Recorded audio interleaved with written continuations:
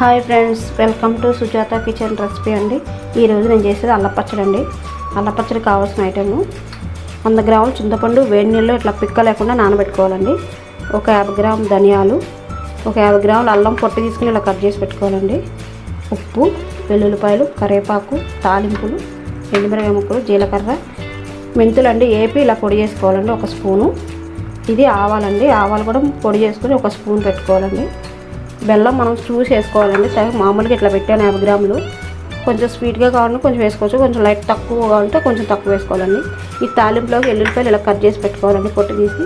ఎండుమిరపకాయలు 50 గ్రాములు అండి.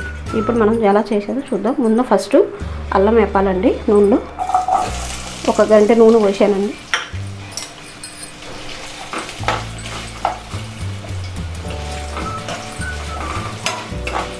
ఈ అల్ల పచ్చడి నిలవ పచ్చడి అండి. నెల రోజులైనా నిలవ ఉంటుంది ఇలా చేసుకుంటే. ప్రాసెస్ ఫస్ట్ అల్లం వేపుకోవాలి. చూడండి, అల్లం ఇలా వేపుకోవాలి. ఇప్పుడు ఈ అల్లం ఒక గిన్నెలో తీసుకోవాలండి.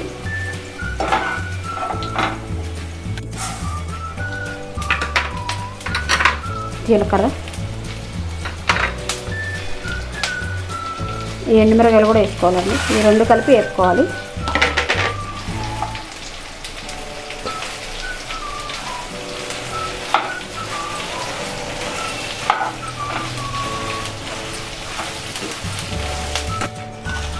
చూడండి, మిరపకాయలు ఇలా వేసుకోవాలి. మిరపకాయలు, ధనియాలు చల్లారినాక మిక్సీ వేసుకోవాలండి.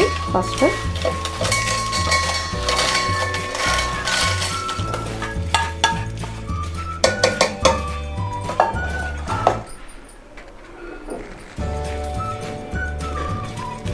కొంచెం కల్లుప్పు వేసుకోవాలండి. ఈ ఏపిన అల్లం కూడా వేసుకోవాలండి.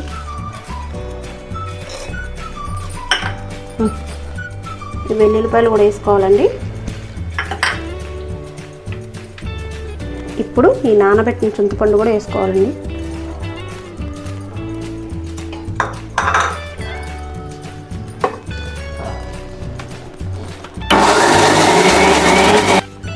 ఇప్పుడు బెల్లం వేసుకోవాలండి.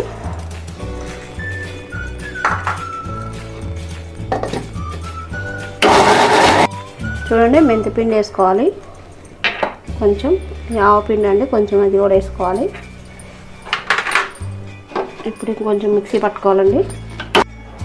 ఈ అల్ల పచ్చడి నిలవ పచ్చడి అండి. పల్లె నూనెతోటి తాలింపు వేసుకోవాలి. బాగుంటుందండి. పల్లె నూనె అయితే టేస్ట్గా ఉంటుందండి పచ్చడికి. ఏ పచ్చడి అయినా పల్లె నూనెతో తాలింపు వేసుకుంటే చాలా టేస్ట్ ఉంటుంది. ఇప్పుడు ఈ వెల్లుల్లిపాయలు ఇలా ముక్కలు కట్ చేసుకుని వేసుకోవాలండి. ఇది సాయమినపప్పు, జీలకర్ర, ఆవాలు, పచ్చనిపప్పు అండి తాలింపులు.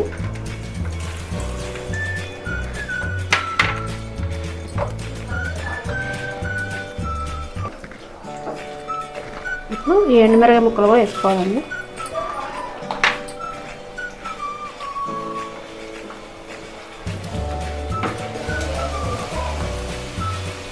ఇప్పుడు ఈ కరివేపాకు వేసుకోవాలండి.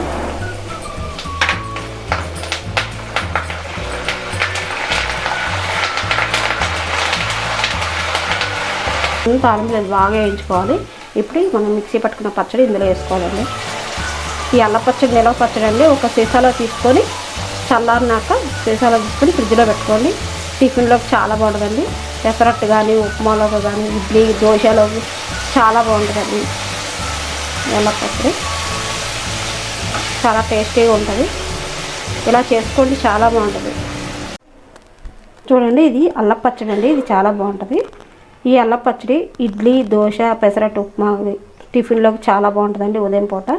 సో మీకు ఇది నచ్చినట్లయితే మీరు కూడా తప్పకుండా ఇంట్లో ట్రై చేయండి. లైక్ చేయండి, షేర్ చేయండి, సబ్స్క్రైబ్ చేయండి. ఇది ఒక సీసాలో పెట్టుకొని ఫ్రిడ్జ్లో పెట్టుకోవచ్చు అండి. 3 నెలలైనా ఉంటుందండి. చాలా బాగుంటుంది.